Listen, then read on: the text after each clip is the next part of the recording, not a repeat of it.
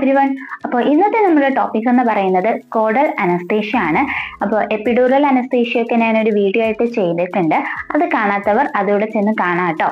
അതോടൊപ്പം നിങ്ങളുടെ ഡൗട്ട്സ് ഒക്കെ കമന്റ് സെക്ഷനിൽ പറഞ്ഞാൽ മതി, ഞാൻ എന്തായാലും ക്ലിയർ ചെയ്ത് തരുന്നുണ്ടായിരിക്കും.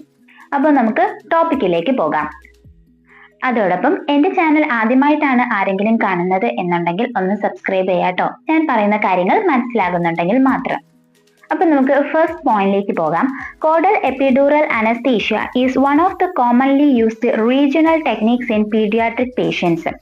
ഇത് കൂടുതലും കോമൺലി യൂസ് ചെയ്യുന്നത് പീഡിയാട്രിക് പേഷ്യൻസിനാണ്. അഡൾട്ട്സിനും യൂസ് ചെയ്യാറുണ്ട്. അത് എന്തിനൊക്കെയാണെന്നുള്ളത് നമുക്ക് പോകുമ്പോൾ നോക്കാം. നമുക്കറിയാം സ്പൈനൽ, എപ്പിഡ്യൂറൽ ഇതൊക്കെ റീജിയണൽ അനസ്തേഷ്യ ആണ്. അതിലുള്ള ഒരു അനസ്തേഷ്യ ആണ് കോഡൽ അനസ്തേഷ്യ എന്ന് പറയുന്നത്. കോമൺ ആയിട്ട് ഈ റീജിയണൽ ടെക്നിക്ക് യൂസ് ചെയ്യുന്നത് പീഡിയാട്രിക് പേഷ്യൻസിനാണ്. Then used to produce analgesia for. ഇത് എവിടെയൊക്കെ പെയിൻ കുറയ്ക്കാനാണ് ഉപയോഗിക്കുന്നത് എന്നാണ് നമ്മൾ നോക്കാൻ പോകുന്നത്. പെരിഏനൽ സർജറീസ്, പെരിയേനൽ സർജറീസിന് യൂസ് ചെയ്യാറുണ്ട്. ജെനിറ്റൽ സർജറീസ്, അതായത് സർക്കംസിഷൻ, നമുക്കറിയാം കുട്ടികൾക്കൊക്കെ സർക്കംസിഷൻ ചെയ്യാൻ വരുമ്പോൾ നമ്മൾ കോഡൽ അനസ്തീഷ്യ കൊടുക്കാറുണ്ട് കേട്ടോ. അതോടൊപ്പം തന്നെ അഡൾട്ട്സിനും സർക്കംസിഷൻ ചെയ്യാറുണ്ട്. അതിന്റെ കണ്ടീഷൻസ് വേറെയാണ്. ദെൻ അബ്ഡോമിനൽ സർജറീസ്, ഹെർണിയോട്ടമീസ് ചെയ്യുമ്പോഴും നമുക്ക് കോഡൽ അനസ്തീഷ്യ കൊടുക്കാവുന്നതാണ്. Then drug is injected in sacral hiatus after piercing sacrococcygeal membrane. അതായത് സാക്രോകോക്സിജിയൽ മെംബ്രെയിൻ വഴി പിയേഴ്സ് ചെയ്ത് സാക്രൽ ഹിയാറ്റസിലൂടെയാണ് നമ്മൾ ഡ്രഗ് ഇൻജെക്ട് ചെയ്യുന്നത്. The posterior superior iliac spines and the sacral hiatus define an equilateral triangle. നമ്മുടെ posterior superior iliac സ്പൈനും അതോടൊപ്പം sacral ഹിയാറ്റസും കൂടി, അതായത് മൂന്നും ഒരു ട്രയാങ്കിൾ ഷേപ്പിലാണ് ഇരിക്കുന്നത്. അതായത് മേളില് സാക്രൽ ഹിയാറ്റസും പോസ്റ്റീരിയർ ഇലിയാക് സ്പൈനും ഇപ്പുറത്തെ സൈഡില് സുപ്പീരിയർ ഇലിയാക് സ്പൈനും. അങ്ങനെ വരുമ്പോൾ അതൊരു ഇക്വിലാറ്ററൽ ട്രയാങ്കിളിന്റെ ഷേപ്പ് വരും. അതുകൊണ്ടാണ് ഇതിനെ ഇക്വിലാറ്ററൽ ട്രയാങ്കിൾ എന്ന് ഡിഫൈൻ ചെയ്യുന്നത്. It is easy to perform caudal block because sacral hiatus can be easily identified in children.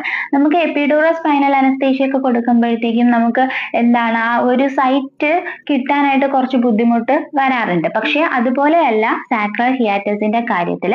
ചിൽഡ്രൻസിലാണെങ്കിലും നമുക്ക് ഈസി ആയിട്ട് ഐഡന്റിഫൈ ചെയ്യാൻ പറ്റും സാക്രൽ ഹിയാറ്റസ് കോഡൽ ബ്ലോക്ക് കൊടുക്കാൻ വേണ്ടിയിട്ട്. ഇനി നെക്സ്റ്റ് പോയിന്റിലേക്ക് പോകാം. It may also be used in anorectal surgery in adults. അഡൾട്ട്സിന് എനോറെക്ടൽ സർജറീസിന് ഇത് യൂസ് ചെയ്യാറുണ്ട്. ഞാൻ പറഞ്ഞ കാര്യമാണ്. കോഡൽ അനസ്തീഷ്യ നമ്മൾ കൂടുതലും പ്രിഫർ ചെയ്യുന്നത് പീഡിയാട്രിക്സിനാണെങ്കിൽ പോലും അഡൾട്ട്സിന് എനോറെക്ടൽ സർജറീസിന് യൂസ് ചെയ്യാറുണ്ട്. The caudal space is the sacral portion of the epidural space. Then caudal anesthesia involves needle penetration of the sacrococcygeal ligament covering the sacral hiatus. അതായത് സാക്രൽ ഹിയാറ്റസിനാൽ cover ചെയ്തിരിക്കുന്ന sacrococcygeal ലിഗമെന്റിലേക്കാണ് നമ്മൾ needle penetrate ചെയ്യുന്നത്. Sacral hiatus is created by the unfused S4 and S5 laminar. Sacral hiatus create ചെയ്തിരിക്കുന്നത് unfused ആയിട്ടിരിക്കുന്ന S4 and S5 ലാമിനാറിലാണ്.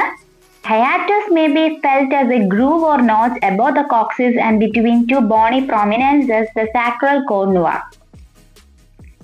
ഈ ഹിയാറ്റസിന് നമ്മൾ കാണപ്പെടുന്നത് ഒരു ഗ്രൂവ് ആയിട്ടോ ഒരു നോച്ച് ആയിട്ടോ ആയിരിക്കും.